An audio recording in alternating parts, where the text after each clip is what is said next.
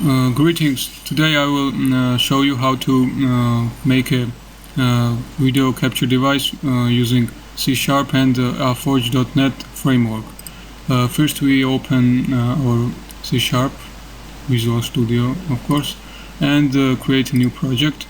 Let's call it something like video video streamer, and it should be C# Windows Phone application. Let's click OK. Our project is created. First thing we need to do is we should design our form. Let's name it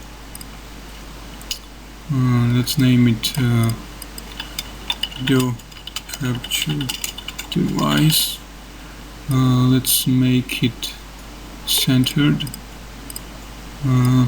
Let's disable the icon because we do not need it right now. Show icon false. We need 3 widgets for this application. First is a picture box, the screen where will be displayed the video from our capture device. The second is the list box. Actually it's called combo box for devices we have connected to our PC, and the third one is the box for triggering on and off our capturing device. Let's place them proportionally. Let's make them anchor, so when we resize everything should look fine. Let's choose the picture box. Let's make the background darker. The next thing we need is a anchor, top left, down and right. For combo box we anchor it to right down, and for button we anchor it to the right down, not the top side. Okay, let's check. Yeah, it's responding properly. Now the first thing we need to code is when our form loads, we want it to reference the variables. For start, let's input variables. We need 2 variables, but before that we need to include our library. We need to add references to our project from AForge directory. AForge program files here. Release, we need video DLL and the directory. Click OK. Write using, which will include this libraries. Where are they? This AForge and AForge.video, and using AForge.video.directory. Okay, we included them. Now we need 2 variables. The first variable will store the devices we have connected to our system. So let's create them. Let's make them private. The filter info collection. Let's name it video devices. The second variable will be the device we have chosen from this collection. Let's make it private too. Video capture device. Let's name it video source. Okay.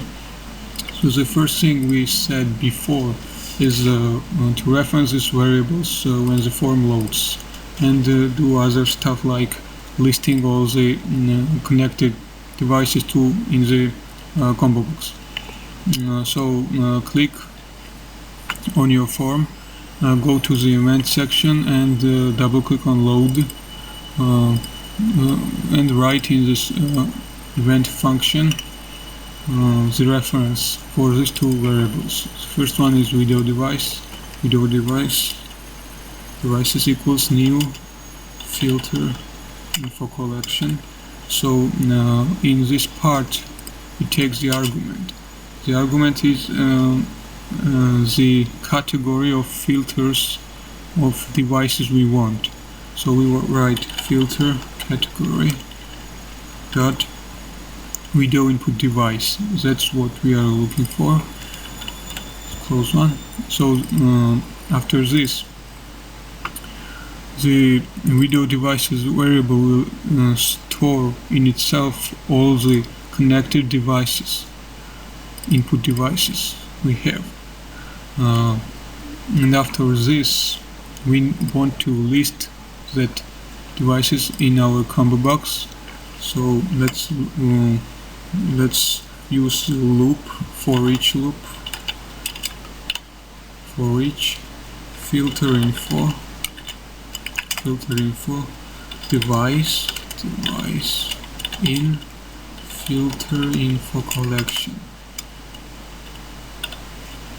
which is of course this video devices, our collection, our array. And for each of this device we want their names to appear in our combo box. Let's write combo box items add, and the name of this device dot name. We also need to reference the second variable for future use. I will show you where we use it. Video source equals video capture device without parameters inside. It's just a simple reference to empty object. Okay, the next thing we want actually is to create the button. So when we click on the button, we want this streaming to start. Okay, in this part, in this loading event, we are done. Let's go to the button event. Let's name our button start and stop button.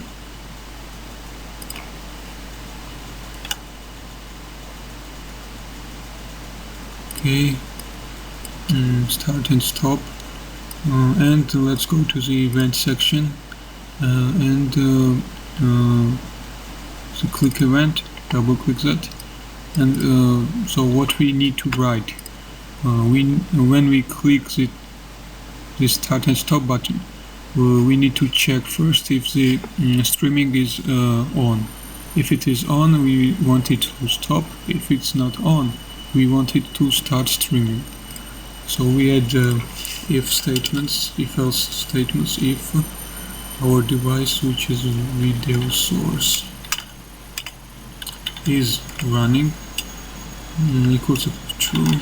You can write it like this, but you can use shorter version.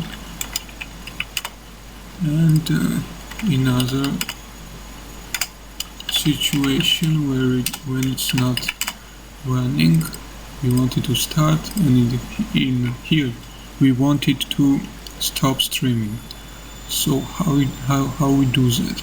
We add video source, our streaming device, and we call the function stop. We also want the image which will be frozen after we click stop to be disappeared. So we write picture box dot image equals null. You think that this will be enough, but not enough, because when we reference this image to null, the image still stays here, and we need to also redraw the picture box. So we write picture box dot ini, what it's called, invalidate here, invalidate. This part is finished. The other part, when the video is not streaming and we want it to stream. The first thing we should mention is we want to stream from the device which is selected from our combo box.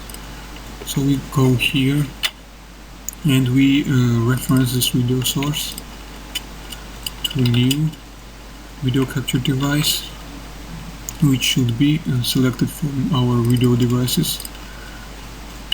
The index should be the selected item index in here, in combo box, selected index. And we also should mention that this constructor takes no arguments and takes argument which is a string, moniker string. So we add moniker string and that's it. Now our video source took the device selected from our combo box. Okay, it took. Now it needs to stream the frames taken from the device onto our what's called picture box. So we need to set new frame event handler.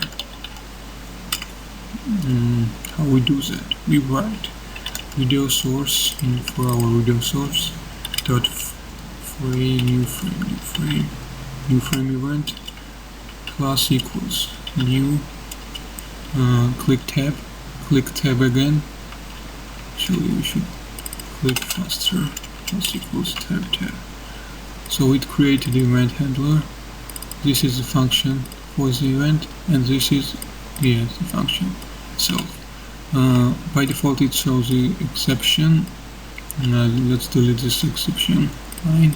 And right, okay, we need the image, so we need to get the image, store it into some bitmap image and then put it in our picture box. So we take the image, bitmap image, let's call it image, equals from our event args dot new frame dot clone. So this clone function clones the same object. So it makes two objects. One is the first object and second one is the clone we took. We don't want the image to reference to the real frame itself. So as you can see, the types are mismatching. So we need to make this bitmap. Let's write bitmap. Done. The next thing we need to do is to put this image inside our picture box. We write picture box dot image equals image. That's simple. And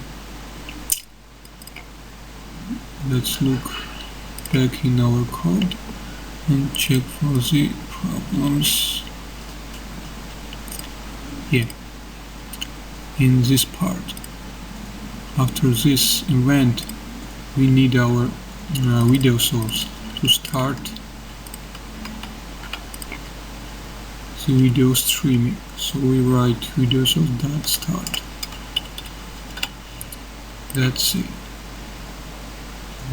The only thing we need to do is after closing the form, the streaming which is on stays on, so we need to close it before closing the application. We go to the form events, into the event called form closing, which occurs before the application is closed. Double click it. In this closing function event, we will check if our streaming is running, and if it is running, we will close it. We will stop it. Video source dot is running in if statement, of course, If it's running, we will close it. Actually, stop. Yeah, stop. And that's it. Now let's debug our application. Check it.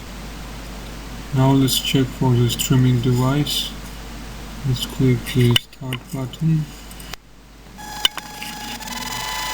As you can see, the streaming device works. Let's click stop. It disappears. And the last thing we need to do is correct the image to appear center. I don't know why it's not working. We did it maybe.